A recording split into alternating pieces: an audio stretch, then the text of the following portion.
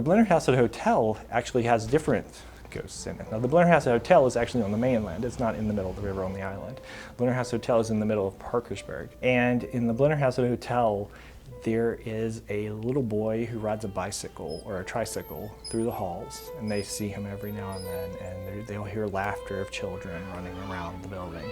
And then sometimes they'll see a figure of a well-dressed gentleman from like the turn of the 20th century with, you know, a suit and tie, a little cravat, you know, something, and a top hat or a bowler, you know, and it's just like, that's just so cool, you know, because it tells about the history of the town through ghost stories, because you've got the colonial era on the island with Margaret, then you've got the industrial era on the mainland with the hotel, where people were coming in and staying the night, you know, and having, you know, just having a good time in Parkersburg, you know, when you could come there and enjoy yourself for vacation, stay in this lavish hotel with your family and your kids, you know.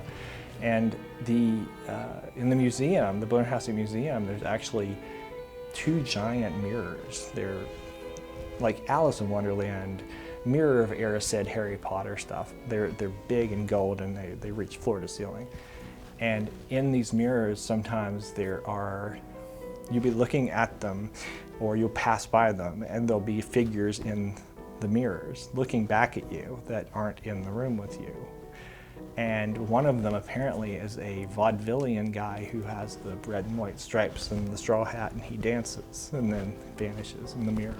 So there's some interesting things going on in Parkersburg. But if you think about it, that's all part of the history. There were acting troupes going through there. Think about if you have a 200-year-old mirror, how many people have passed by that mirror? How many people have looked into that mirror, combed their hair, fixed their face, you know, adjusted their hat, their tie, their shoes? You know, they've made funny faces. There's been hundreds and hundreds and thousands of people past this mirror, you know, so it gives you pause when you're standing in front of something to go, wow, that's history right there.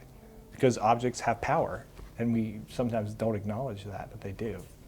The whole fact of the matter is, when you think about a place that has so much history to it, and West Virginia has so much history to it, we've had a lot of things happen here. Some place that has a lot of history like this, it's going to have its ghosts. It's going to have its monsters, its people who are a little weird that they call witches. You know, a little bit of an outlier of society is what we've always been. And I think that's actually helped protect the stories. And that's why we have so many, is because we've always been kind of insular in some respects because of the mountains and geography, but other reasons too. And it's not necessarily a bad thing. If we can preserve our history and our heritage and our culture and keep that alive, you know, and realize that, you know, the future keeps coming and things keep happening, because, you know, Margaret would never have been able to predict that I would be here telling her story, you know, on video, because what's video? You know, but, you know, who knows in 200 years what's going to happen, you know, to any of us. But it's a way of putting yourself in history. It's a way of placing yourself in a specific time and finding not just that person you're reading about or that place you're reading about, but finding yourself a little bit too, because all people are basically the same animal. We've all got the same needs and wants and aspirations in our lives, you know.